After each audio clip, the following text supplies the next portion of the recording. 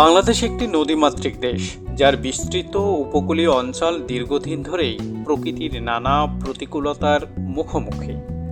কিন্তু জলবায়ু পরিবর্তনের ফলে এই অঞ্চল এখন এক ভয়াবহ সংকটের মুখে। সাগরের পানি বাড়ছে লবণাক্ত, প্রতি বছর বেড়ে যাচ্ছে ঘূর্ণিঝড়ের পরিমাণ এবং তীব্রতা।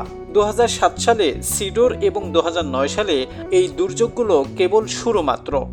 বিশেষজ্ঞরা বলছেন, সমুদ্র পৃষ্ঠের উচ্চতা যদি এভাবে বাড়তেই থাকে তাহলে আগামী 20 থেকে 30 বছরের মধ্যে বাংলাদেশে অনেক উপকূলীয় এলাকা স্থায়ীভাবে পানির নিচে চলে যেতে পারে।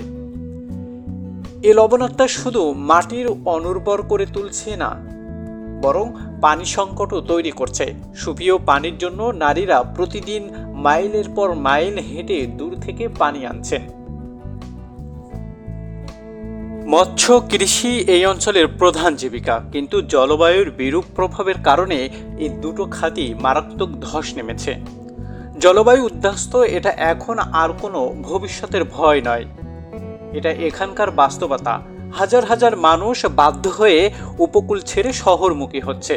তবে আশার কথা, বিভিন্ন সরকারি বেসরকারি উদ্যোগে এখন উপকূলীয় বাঁধ উন্নয়ন, লবণ সহনশীল ফসল চাষ এবং জলধারা সংরক্ষণের কাজ শুরু হয়েছে।